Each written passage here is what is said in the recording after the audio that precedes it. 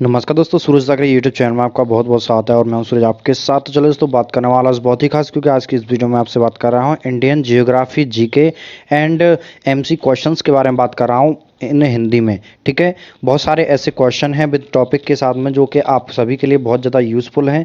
दोस्तों, आपकी वीडियो बहुत ज़्यादा जो ये जो क्लास है वो आपके लिए बहुत ज़्यादा आपके एग्जाम्स में हेल्प करेगी, तो इसलिए वीडियो को एंड तक जरूर देखिएगा। अगर आपको इंटरेस्ट नहीं आ रहा है तो वीडियो को स्किप करके जा सकते हैं, लेकिन मेरा आपसे मानना है कि आप इस वीडियो को एंड तक जरूर देखें, कुछ ना कुछ तो आप जरूर सीखेंगे। ठीक है, तो वीडियो बहुत ही प्यारा है, वीडियो अच्छा लगे तो लाइक शेयर जरूर करें, चैनल को सब्सक्राइब कर लीजिएगा। ऐसे ही वीडियो देखना चाहते हैं और भी काफ़ी सारे ऐसे टॉपिक्स हैं जिन पर मैंने स्पेशल ट्रिक के साथ में वीडियो बनाई है, उन सभी को भी देख सकते हैं आप इसी चैनल पर। तो पहला जो आज की वीडियो का पहला क्वेश्चन है 51 क्वेश्चन से स्टार्ट हो रहा है। ये पांचवी वीडियो जियोग्राफी की। तो दोस्तों, ये 51 से आपके समथिंग 60 तक क्वेश्चन जाएंगे, 51 से 60 तक क्वेश्चन जाएंगे जो आपके लिए जरूरी है। सिंधु नदी कि कौन सी सहायक नदी सदा मानसरोवर झील से निकलती है?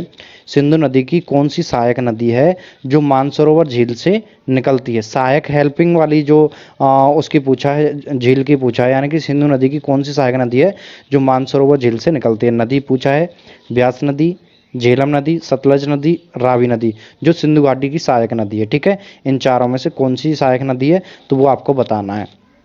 तो इसमें जो सतलज है वो आपकी जो है सिंधु घाटी की सहायक नदी है, सतलज नदी। ठीक है, सतलज जो नदी है वो तिब्बत में मानसरोवर झील से निकलती है। कहाँ से निकलती है? मानसरोवर झील से निकलती है।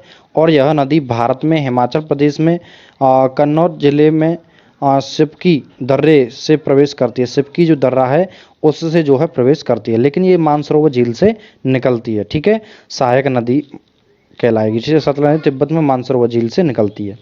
तो ये हो गया आपका पहला क्वेश्चन, यानी कि C option Sutlej is the right answer.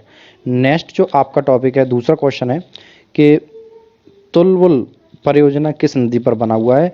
Tulbul परियोजना की बात की जा रही है। ये जो परियोजना है वो कौन सी नदी पर स्थित है? तुलबुल जो परियोजना है वो कौन सी नदी पर बनी हुई है या स्थित है? ठीक है, जो सिंधु नदी पहला ऑप्शन, रावी, झेलम और व्यास, ये चार ऑप्शन है। इनमें से जो तुलबुल जो परियोजना है वो कौन सी नदी पर स्थित है वो आपको इस क्वेश्चन में पूछा जा रहा है। पहले सबसे पहले जो है क्वेश्चन को समझा करो कि क्वेश्चन में पूछ क्या रहा है। तुलबुल से संबंधित और भी काफ़ी सारे क्वेश्चन होते हैं, लेकिन ये परियोजना की बात की जा रही है और स्थित है कौन सी नदी पर स्थित है वो आपसे बात कर रहे हैं। तो जो तुलबुल जो योजना है वो झेलम नदी पर, तुलबुल जो है झेलम नदी पर, यानी तुलबुल को झेल रही है। और यानी किस पर है? तुलबुल जो है वो क्या करती है? झेल रही है भैया। तुलबुल परियोजना जो है वो आपकी झेलम नदी पर जो है स्थित है, झेलम नदी पर स्थित है।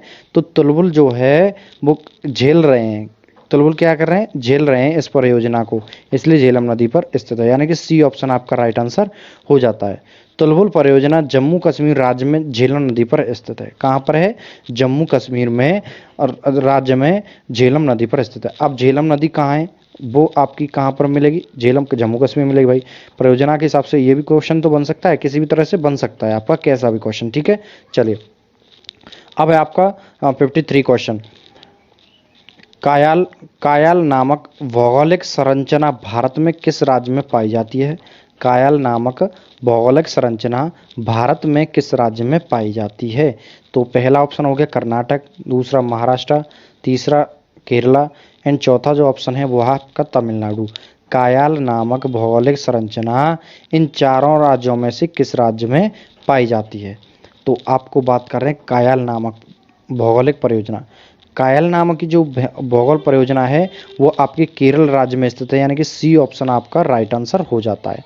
कायल जो है केरल में पाए जाते हैं। यह मछली पकड़ने और अंतर्देशीय परिवहन के लिए उपयोगी होती है। प्रसिद्ध नेहरू ट्रॉफी पुन्नामदा कायल में परियोजना की जाती है। तो ये आपका सी ऑप्शन बिल्कुल राइट आंसर हो गया। कायल केरल में पाए जाते हैं। ठीक है, कायल जो है केरल में पाए जाते हैं और यह मछली पकड़ने और अंतर्देशीय परिवहन के लिए उपयोगी होती हैं। ठीक है, चलिए नेक्स्ट क्वेश्चन है 54। निम्नलिखित में से कौन सी नदी अमरकंटक से निकलती है? निम्नलिखित में से ये चार ऑप्शन है आपके सामने, बेतवा, माही, नर्मदा और ताप्ती। इन चार नदियों में से जो है वो अमरकंटक से निकलने वाली नदी का नाम आपको बताना है। अमरकंटक से कौन सी नदी जो है निकलती है, अमरकंटक से निकलने वाली नदी का नाम बेतवा, माही, नर्मदा, ताप्ती, ये चार ऑप्शन है आपके पास। ठीक है, कौन सी नदी निकलती है अमरकंटक से, तो आपकी नर्मदा जो नदी है वो अमरकंटक से निकलती है। ठीक है, अमरकंटक से निकलती है। ठीक है, कंटक, अमरकंटक से निकलती है नर्मदा नदी। ठीक है, चलिए, नर्मदा नदी जो है मध्य प्रदेश में अमरकंटक पहाड़ियों से निकलती है। ताप्ती नदी मध्य प्रदेश के बैतूल जिले में सतपुड़ा श्रेणी से निकलती है। और बेतवा नदी जो है वो बिंद श्रेणी से निकलती है और यह यमुना की सहायक नदी है। कौन सी है, बिंद श्रेणी से निकलती है और यह यमुना जो रिवर है उसकी सहायक नदी भी है। तो ये चार ऑप्शन आपके हो गए क्लियर। जो नर्मदा जो नदी है वो आपकी अमरकंटक से निकलती है, ताप्ती नदी जो है आपकी मध्य प्रदेश के सतपुड़ा श्रेणी से निकलती है और बेतवा नदी जो है बिंद श्रेणी से निकलती है जो कि यमुना नदी की सहायक नदी है। ये हो गया आपके तीनों चार ऑप्शन कंप्लीट, क्लियर। ठीक है, चलिए ना आगे बढ़ते हैं। अब क्वेश्चन है 55, निम्नलिखित में से किस बंदरगाह को अरब सागर की रानी कहा जाता है, अरब सागर की क्वीन कहा जाता है। निम्नलिखित में से किस बंदरगाह को अरब सागर की रानी कहा जाता है। बंदरगाह है, ये चार बंदरगाह हैं, इनमें से आपको जो है अरब सागर की रानी को पहचानना है, किसे कहा जाता है। बेजांग बंदरगाह को कहा जाता है, पारादीप बंदरगाह को कहा जाता है, कोची बंदरगाह को या मुंबई बंदरगाह को रानी कहा जाता है अरब सागर का। तो कौन सा ऑप्शन बिल्कुल सही आता है इसके लिए, तो आपका कोची बंदरगाह। कोची बंदरगाह को जो है कोची को केरल और कोची बंदरगाह पर, केरल का कोची बंदरगाह एक प्राकृतिक बंदरगाह है, नेचुरल बंदरगाह है। यह वेम्बनाड कायल में स्थित है। कहाँ पर है, वेम्बनाड कायल जो इस पे जगह है वहाँ पर स्थित है कोची बंदरगाह। ठीक है, कोची बंदरगाह किसकी बात की जा रही थी यहाँ पे, अरब सागर की रानी किसे कहा जाता है, अरब सागर को कोची बंदरगाह कहा जाता है। अरब सागर की रानी कोची बंदरगाह को कहते हैं। नेक्स्ट है आपका 56 क्वेश्चन, भारत की सर्वाधिक सीमा किस देश के साथ लगती है। सबसे ज़्यादा जो सीमा है वो किस देश के साथ में लगती है, भारत की सर्वाधिक सीमा किस देश के साथ लगती है। पाकिस्तान, चीन, बांग्लादेश, नेपाल, इनमें से चारों में से किसके साथ लगती है भारत की जो सबसे ज़्यादा सीमा जो अटैच होती है वो किसके साथ लगती है। बांग्लादेश, नेपाल, चीन और पाकिस्तान, चार ऑप्शन आपके सामने है। सबसे ज़्यादा किससे सीमा लगती है आपकी, तो जो है बांग्लादेश की। भारत की जो सीमा है वो सबसे ज़्यादा जो टच करती है या सीमा मिलती है वो जो है बांग्लादेश के साथ में साझा करता है, बांग्लादेश के साथ में सीमा है। ऑप्शन के हिसाब से सबसे ज़्यादा इसी में है। ठीक है, बांग्लादेश यानी कि सी ऑप्शन। भारत की कुल थल सीमा जो है, थल यानी कि ज़मीन की जो सीमा है 15,106.7 किलोमीटर की है, जिसमें भारत के 92 जिले और 17 राज्य शामिल हैं। और भारत की जलीय सीमा जो है जल की, यहाँ पानी, वो 7,516.5 किलोमीटर की है, जिसमें 13 राज्य और व केंद्र शासित प्रदेश शामिल रहते हैं। ठीक है, हैं 13 राज्य और केंद्र शासित प्रदेश शामिल हैं 7,516.6 किलोमीटर में। ठीक है, इसमें 13 और उसमें 92, 15,106 किलोमीटर में। ठीक है, तो ये हो गया आपका कंप्लीट क्वेश्चन। बांग्लादेश के साथ में जो है भारत सबसे ज़्यादा सीमा को शेयर करता है।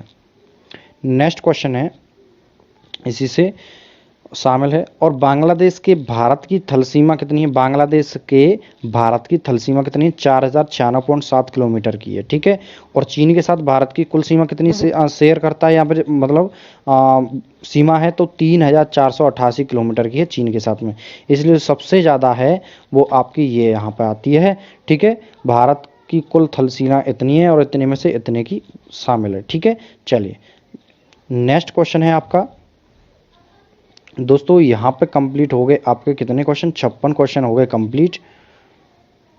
नेक्स्ट क्वेश्चन है 57 आपके लिए कि पौधे के विकास के लिए सर्वोत्तम मृदा कौन सी होती है। पौधे के विकास के लिए सर्वोत्तम जो है मृदा कौन सी होती है, सबसे ज़्यादा जो मृदा होती है वो कौन सी होती है। रेतीली मिट्टी होती है, चिकनी मिट्टी होती है, दोमट मिट्टी होती है या गोद युक्त मिट्टी होती है। तो आपका सही ऑप्शन आपका जाता है दोमट मिट्टी का। दोमट मिट्टी इज द राइट आंसर है। दोमट मिट्टी में रेत, चिकनी मिट्टी और ह्यूमस का मिश्रण होता है। इसमें जल संचयन की क्षमता अधिक होती है, यानी कि जल को सोखने की क्षमता बहुत ज़्यादा होती है, कैपेसिटी। और इसमें पर्याप्त खनिज पाए जाते हैं जो पौधों के विकास के लिए बहुत ज़्यादा ज़रूरी होते हैं। पौधों के विकास के लिए, पौधों को उगाने या उन्हें सेफ रखने के लिए इनमें बहुत ज़्यादा विकास की ज़रूरत होती है, पौधे के विकास के लिए ज़रूरी होती है। ठीक है, तो ये बहुत ज़्यादा मोस्ट इंपोर्टेंट है, दोमट मिट्टी। ठीक है, सी ऑप्शन आपका सही ऑप्शन रहा। नेक्स्ट क्वेश्चन है 58।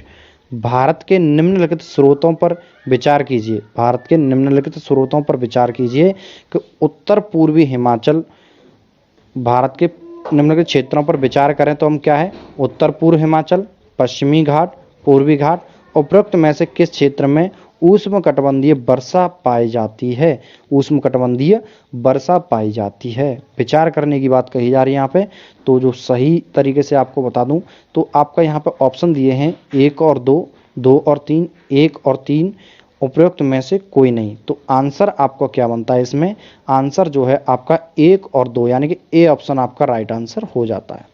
उष्णकटिबंधीय वर्षा वन उन क्षेत्रों में पाए जाते हैं जहां पर भारी वर्षा होती है और भारत में अंडमान और निकोबार द्वीप समूह, उत्तरी पूर्व भारत के राज्य और पश्चिमी घाट के कुछ हिस्सों में इस प्रकार वन पाए जाते हैं। ठीक है, तो ये हो गया आपका यहाँ पर कंप्लीट। ठीक है, क्वेश्चन अब आप अच्छी तरीके से समझ चुके हैं कि उष्णकटिबंधीय वर्षा वन क्षेत्रों में पाए जाते हैं जहाँ भारी वर्षा होती है। ठीक है, चलिए नेक्स्ट क्वेश्चन है 59। पुष्कर घाटी से निकलने के बाद लूनी नदी कहाँ समाप्त होती है। पुष्कर घाटी से निकलने के बाद जो लूनी नदी कहाँ पर समाप्त होती है।